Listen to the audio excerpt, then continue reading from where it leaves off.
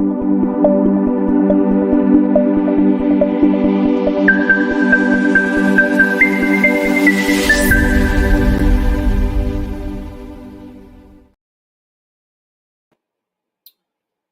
everybody. My name is Juan Carlos Brando. Thank you so much for joining us today with the attorney Margaret W. Wong and Associates. Today is Thursday, and as usual, we have a show answering questions from the audience. And the attorney Margaret W. Wong has been working on this field for over 46 years, almost 47. And this year is about to be the number 47 in just a few days because she started in February 1977. And when she started, she only had one desk, and you can believe it or not, no secretary. And now she has a major law firm with over 60 people working with her in different cities of the United States, 7 cities at the moment, which tomorrow, by the way, she's going to be in Nashville, Tennessee, taking care of all of the clients that want to see her in person tomorrow. So thank you so much for joining us today. If you have any questions, please feel free to write it down. And I'm going to be talking with the attorney Margaret W. Wong. Let's welcome her. How are you doing, Ms. Wong? Thank you so much for having me. Well, Mr. Juan Carlos. Thank you. Thank you so much, Ms. Wong. You look awesome today. And February, this is a very beautiful month. And I just wanted to ask, what does February mean to you, since you started your law firm in February, but also is the moon year, the year change. And I remember when we had that feast in the office with the lion coming through the office, and that has a very good meaning. But how do you feel about February? Yes, our New Year is coming. Luckily, this year's New Year is on a Saturday, on February 10th. So it's really a lot of fun. And normally, us Chinese people, we have a great dinner together with family and friends the night before, which this year fell on a Friday, which is nice. We eat a lot of weird food, like fish with a head and the tail is like a complete piece. We also eat a lot of like seafood that looks like hair, is sort of gross, but it and has no taste, but it's good luck. So anything that's luck, we try to eat it. And a lot of these food, it takes a lot of time to prepare, but it's really nice. And February is a good month because it's not so much the beginning of the new year, which is January. It's before March and April, which is, with the holidays, the children and the airport so busy. So February is always I think it's a great month. And it's not the coldest one, because the coldest one is actually January. Yes, but February December has a lot and of January. rain and climate changes. But talking about immigration, because you are an immigration attorney and have been an immigration attorney since you started and never hesitated about doing this job. Um, February is a good month for people to get ready for H-1B visa application. Yes. So, what is good with this H-1B visa, and how is it different from other kind of work visas? Right. So there was a time H-1B had no limits. So anybody who graduated with a bachelor's degree, a master's degree, you can apply for H-1B. Nowadays, H-1B starts in February 1st. And I'm glad you reminded me on that. But now it's very limited. Number one, you have to get into the lottery.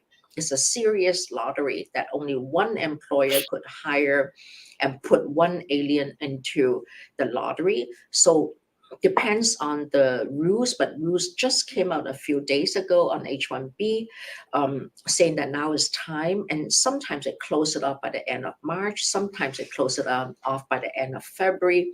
And by April 1st, we can start applying, because the LCA is only good for 180 days. So all H-1B that got slotted and approved, October 1st is the beginning day. So a lot of kids who have OPT on F1s, they have an OPT gap. That means that you can still work in America between your OPT, let's assume your OPT expires in April, between April and October 1st to cover the gap. So H-1B is becoming a very complicated work. It's really not that complicated. You file and make sure your employer is like you have to pay $10, $20 on the web. And you don't even need a lawyer. Just file the H-1B. If your name gets in, because you only got one number, that's when, if I were you, I'll use a lawyer. And then H-1B under Obama and under Trump became really tough. The definition of the H-1B also is changing. There was a time a musician is a H-1B, a serious chef is a H-1B. Now, musicians, chef, you can only do O1. Athletes, you can only do P1, P2, O1 musicians. And also, but no more, like especially musicians, athletes, scientists, you can still do H-1B, but professors can do H-1B, high school teachers, sometimes yes. So H-1B definition is changing. There was a time that H-1B means a professional. Now H-1B is more specialty occupation. So what's the difference between a specialty occupation and professional? So for example, I have a master's in marketing, I have a master's in finance. A lot of marketing managers, H-1B may or may not be denied because they're saying that it's too general because it's a specialty occupation. So you really need to yellow out all your courses. So there was a time that even Bill Gates, who did not graduate from college, would not be an H-1B. So now it's still not H-1B. You have to graduate at least from H-1B university, or you have to substitute 3-for-1. That means that if I only have an associate degree, but I worked for more than 6 years, it's 3-for-1. So H-1B laws are really changing. But assuming you got the lottery, now you filed the H-1B between April 1st and April 5th. And then if you get selected, you know by April and May. The problem is if your OPT expires, like in March and April, there's a problem. So I always recommend students or professionals to get into CPT, another F1, just to cover that gap. But if you have STEM OPT, that's good. So I could go on and on about H1, but you're right, H1 February is a very important. Okay, so people can start filing their applications right now, that is Yes. February the 1st. Right, and thank you. Thank you very much, Ms. Wong. And we have a bunch of questions coming in already, so let's start with first one. And this one says, good morning, people. Can I apply for advanced parole document with TPS re-registration pending and still travel if approved only travel document? I have previously traveled with advanced parole. Yes, you can apply for advanced parole when your TPS is pending. So when you apply for the advanced parole, apply with a receipt notice. They normally would not give you parole until the TPS is approved. So they may do both approvals at the same time, TPS approval and the advanced parole approval. Okay, perfect. Thank you very much, Ms. Wong. This person says as well, together. Will they approve both? Okay, perfect. Yeah. It's approved together. Okay, so let's go ahead with the next question, but don't forget that you can ask your questions live. And if you want to make an appointment with the attorney Margaret W. Wong, she can be in your city. You can ask for her schedule of traveling in the next few days. We are already in February 2024. And you can call the phone number 216-279-3984, 216-279-3984, and talk to the attorney Margaret W. Wong, who is going to be happy to take care of your case. Tomorrow, she's going to be in Nashville, Tennessee. So you would like to set your appointment for tomorrow with the attorney in the city of Nashville, just calling the phone number 216-279-3984. Okay, next question is going to be, dear Margaret, happy Chinese New Year. I have an asylum case pending for years, and now I wish to study abroad, not my home country, for a year or so. Is it at all possible to do Yes, so? you may want to apply for parole, but normally parole, you should only travel for a short period of time. But yes, as long as you're not going back to home country, you can try to apply for parole. Asylum parole is more difficult than TPS parole, but try it. It should be approved if there's a good reason. But I would not study for 1 year. I would only go for a few weeks because the whole thing is your fear to go back to home country. But certainly apply for that parole. Yes. Also, this person is saying that uh, she would not travel to her home country. She would go somewhere Yes, else. good job. Yes. Thank you. Hi, if I go to the United States with ESTA, can I apply for No. student visa? ESTA is you cannot do change of status or extension of stay. You need to leave America in 80, at least 85. I would not leave on the 89th day. I would leave on the 82nd, 83rd day. If you want to come as a student visa, you need to get an I-20 from American University and then go and have your passport stamped. The form is DS-160 with the US Department of State. Then you can come to America on a student visa. How do I convert? Yes, once you come on a student visa, you can do a change of status into a work visa. ESTA is not extension of stay, change of status. Student visa could change status, could extend status. Perfect. Thank you so much, Ms. Wong. And don't forget, the phone number is 216 279 3984. 216 279 3984. Attorney Margaret W. Wong will be here, happy to help you out with your immigration case. Offices in Atlanta, Chicago, Columbus, Cleveland, Nashville, New York, and Raleigh, North Carolina. And the phone number is just 1216 279 3984. Another question coming in. This one is from Gabriela. She says, "Hello and thanks for your help. My question is I have a green card that expires in December. Is it overly complicated to apply for the new one without a lawyer?" Absolutely not difficult. If you have a green card, it's only good for 2 years. Look at the category. If you have a CR1, then you need to file the 751. If you have the IR1 or however you got the green card, if it's a 10-year green card, the form to do it is I-90. If it's a CR1, you need to do a 751. And you don't need a lawyer. 751, sometimes it's better to use a lawyer, but I-90, absolutely no need to use a lawyer. Okay, thank you so much, Ms. Wong.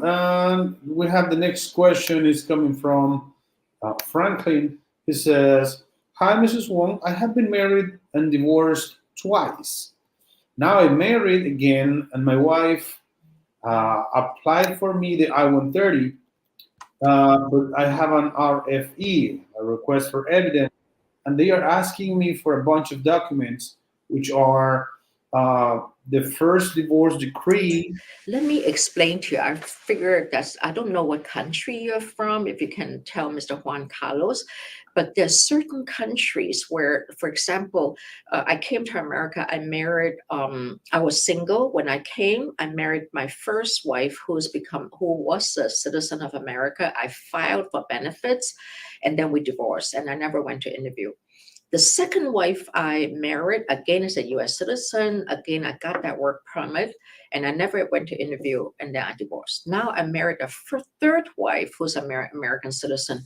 It's not so much the first, your current marriage, which is a third wife, it's the first and second marriage that they're worried about, because anytime there was that came from marriage fraud. The law came in 1982 to 1984. It really started when the Shah of Iran fell, and that's when all the marriage fraud that came in 82, 84. Before even amnesty in 86. So Reagan started that, the Marriage Fraud Act, saying that as long as the first marriage or the second marriage may have been sham marriage or non-bona fide marriage, and the third marriage, they don't even look at it. So I always advise my clients, it's not just a marriage case. You have to make sure look at the US citizen wife or husband. How did they get the green card? Did they marry and divorce less than 5 years, more than 5 years? Did they become a citizen before and after their divorce? Did they have children with their marriages? Because if they have children, it shows that it was real. If there's no children, it may be a problem. Now we look at you. It depends on what country you're from. They're looking at the first marriage, first divorce, and also if you depends on where you get. Like from China, I do a lot of Chinese cases. I speak fluent Chinese, so a lot of us we This say person we're is from Venezuela. Venezuela. Okay, so it's not as bad. But for example, you're from China. You say you were divorced. No, normally we say we're married, even though you were divorced. So now you come to America, you were divorced, so you use the old divorce decree, marry an American citizen. But your DS-160, when you come to America, you say you were divorced. Or you are married. So now where's the divorce paper, right? So this is a problem. So your case, I've been married and divorced twice. Now I'm married again. My wife filed I-130. They're asking me for the first divorce decree. Right, you need the first, and I don't know if you're married a Venezuelan citizen or American citizen, but that divorce decree, if you divorce back home, has to be from the courts. And luckily, you're Christian, we're Catholics. For the Muslim, divorce is a problem because a lot of Muslims we just divorce by I divorce, and then they marry someone else. So there's no court divorce. So it depends on right. So if both of you were here and you got a divorce, there is not recognized. So I don't know what an EC divorce is. If you can explain to me, I'll tell you. I do a lot of these cases. I mean, you've named it, I've done it. So you really need to get another divorce. Because this is a first wife, then we need to make sure the second wife, what happened, because then the second marriage was no good anyway. Now you're married again, and also depends on if you have children from the first and second wife, how did you come to America and stuff like that. So it's not that simple as just a marriage case. It's also Venezuelan, because Venezuelan people are very smart. So people like us, we sort of know how to get around stuff. So at least you're not a Muslim divorce. Muslim divorce, they really look at it hard, or Muslim marriages. Thank you so much, Ms. Wong, for this answer. And don't forget that attorney Margaret W. Wong has been working on this field for over 46 years. And of course, she has an answer for your case. Okay, next question is, Oh, hi, Mr. Mrs. Juan Wong. Carlos, let me ask you, since you know Venezuelan law, what is the NICI divorce? I have no idea. It's something that is in the I-130. It's like, So you were not there when you were divorced? No, don't worry no, about it. I Yeah, think it's, I'm just interested. Yeah, curious. yeah. I will find out, and I'll let you know once I find out while you are giving us the next answer. Because it's something I just saw in the I-130 that this person sent to us. It says the NICI or NISI is not a proof of divorce. So I'll find out and I'll let you know in just a Right. minute. Okay, let's go ahead with the next question. I have been working and cleaning houses. Right. So you're working for Korean boss and you're an immigrant for Vietnam. Oh, Asian against Asians, both are tough because Korean went through very bad times. The Korean War, Vietnam also went through very bad times. I went to Labor Department and said, no, you could they will help you use that because there's a new law. I presume you're talking about the new law on T visa or on PIP or U visa. Just get the response and get the complaint. You don't have a social, that's okay because President Biden just came out with this new law. So file if they no, they should help you. If not, do that T visa or that U visa. But I just don't want to hurt people.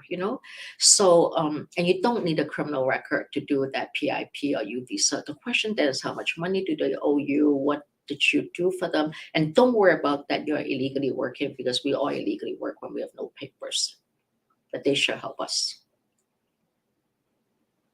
Okay, thank you so much, Ms. Wong. And for the prior question, it is NISI is like the is a rule that when I receive a lawsuit, I get a document that I can read with the lawsuit that the other person filed against me, so I can answer to that document. So it's like a right that I have. Like a It's divorce like complaint, right? notification to me that I have been uh, filed a lawsuit against. Okay, so Nisi, the reason why it's not probably recognized is because there's no final judgment. So look at that day of that divorce, or did you sign a divorce agreement or something?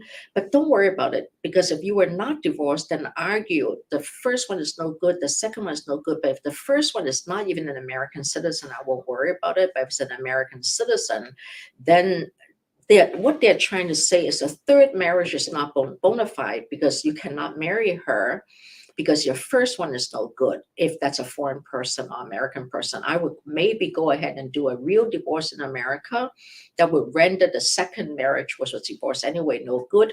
Now and remarry maybe the third person. Maybe that's how you do it if you don't have a final judgment entry. But I think these are cases you need to talk to a lawyer.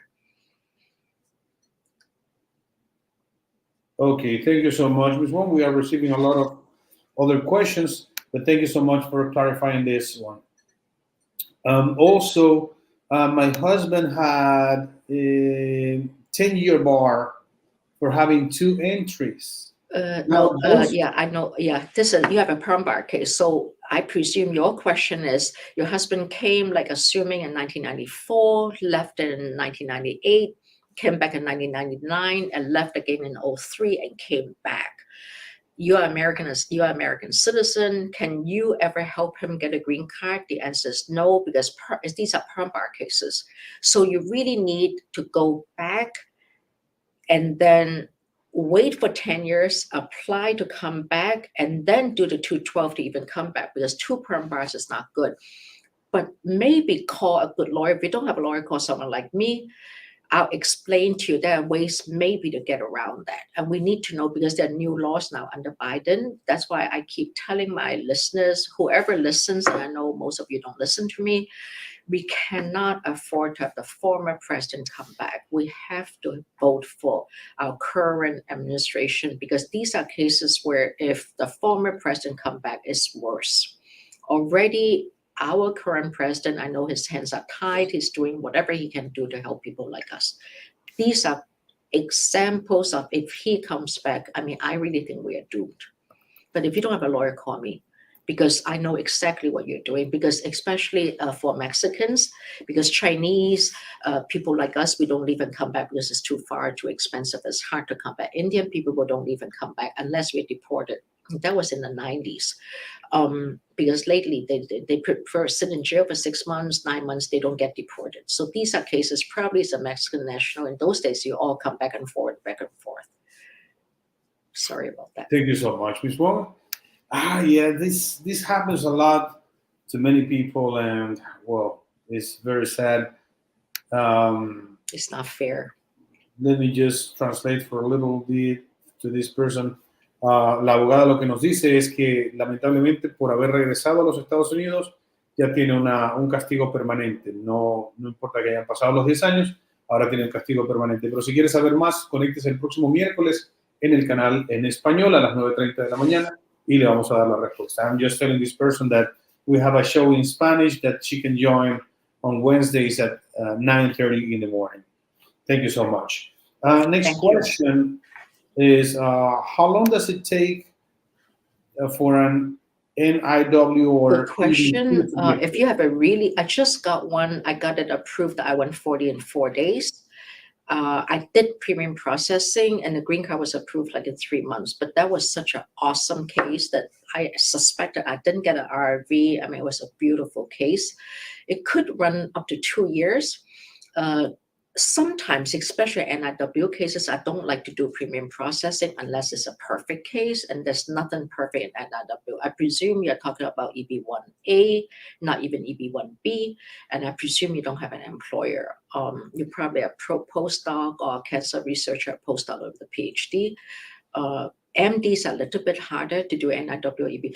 We do a lot of that. So we do a free consultation on resume. So if you want to just email our information web, give us a resume and don't be humble. If you're a great ping pong player, tell me. If you're a great writer, tell me. If you have great in squash, tell me. So it's EB11 is very much a Renaissance man. NIW, you have three requirements. I mean, let's look at resume and don't be humble. Don't just send me a job search and waste my time, because my time is valuable, so is yours. So write everything down. Let me look at it. And also, if you only have one publication is published in Science, you got it. So these are little things that we'll look at. We do a lot of cases like that.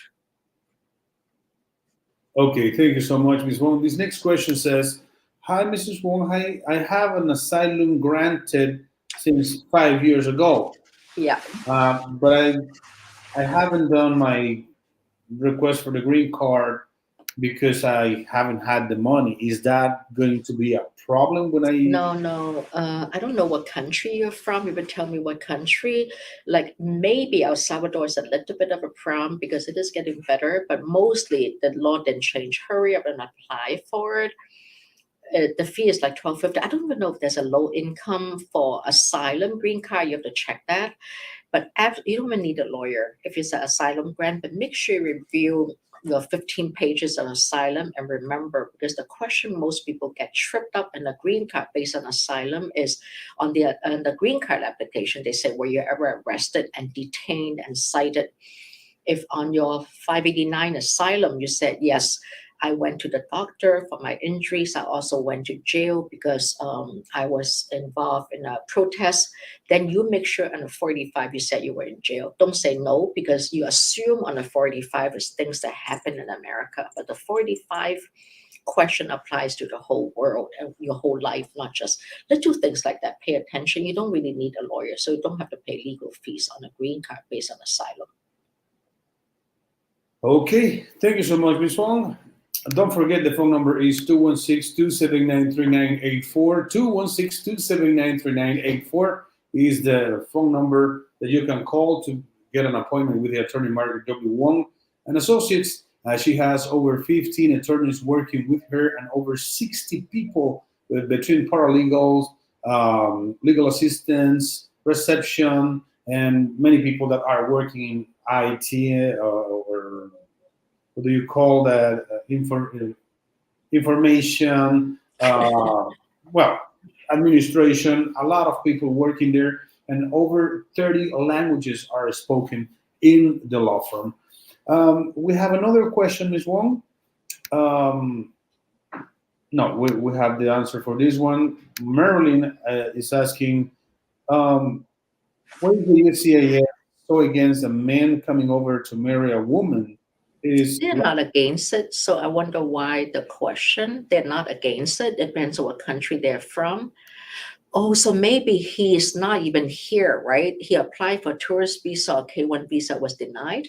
But if you came to America on a tourist visa or K1 visa, you can apply for a marriage case. So I don't know why they're not against. America is not against a man who come to America and marry someone.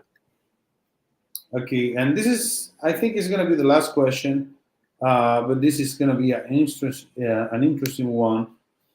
I used a different name for the first 10 years I lived here in the United States. Now I am using my real name. In the TPS application, what should I write? What country are you from? If you're from Honduras or TPS, you couldn't do it now. You would have started in the 90s and 2001 from El Salvador. I don't know what country you're from. Venezuela, okay. So I would do and you don't need a lawyer. On the TPS form, say your real name with your passport. You probably don't have a passport. So use your real name, also known as phony name, and maybe have your boss, you have a picture, do a passport picture on a letter and say, this person worked for me from so-and-so date to so-and-so date. This is the picture. This is a real copy of the picture, and I know him as so-and-so. Immigration doesn't worry about you using different name. Immigration just worry about the days you're in America. So put all names on there. I don't know if you use a different name but the same work permit, the way to misrepresent our teacher. I know all the tricks. I've been doing this for 50 years. So next time, do it with the same date of birth and same country, because I have a lot of people who use a different name but also different date of birth, which is silly. So because in the olden days they don't check fingerprints. Now I don't care what name you use, they check fingerprints. In the olden days they don't. So use the two different names but use the real date of birth. You'll be fine. Thank you so much, Ms. Wong. Our time is up for today, so thank you so much, Ms. Wong, for having us and for answering all of these questions. I hope you have a good day today and tomorrow in Nashville, and I'll see you next Wednesday. Thank you. Thank you so much. And for everybody who has joined us today, don't forget the phone Mr. number. Juan Carlos, you should Yeah, talk Wong. about your new project. Let's talk about it. Mr. Juan Carlos, I am his biggest booster. He loves sports and he's always talking about, and he did quite a few programs here and there for sports, but more as guest speaker. So he's starting his own program now, talking about sports. I'm the last person on sports, so I don't understand, but he loves sports. What I know, what I need to say, Ms. Wong, is that I have a new experience coming because the official team of the professional league in the United States, which is MLS, they're going to start something with me this year. So it's going to be really exciting. So it's a new project. That's why I'm here in a different place for today, because I had a meeting that took a little bit longer and I didn't have the time to drive back to the studio.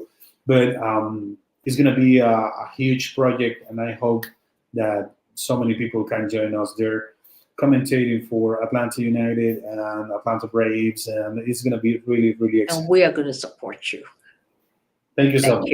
Yeah. Thank you for the support, for everybody that you are working with, and also the support that you give to all the audience that are joining us every Wednesday and every Thursday in this show. Thank you so much, Ms. Wong, and I'll see you next week. Thank you. Thank you so much. Don't forget, the phone number is 216-279-3984, 216-279-3984, attorney Margaret W. Wong and Associates.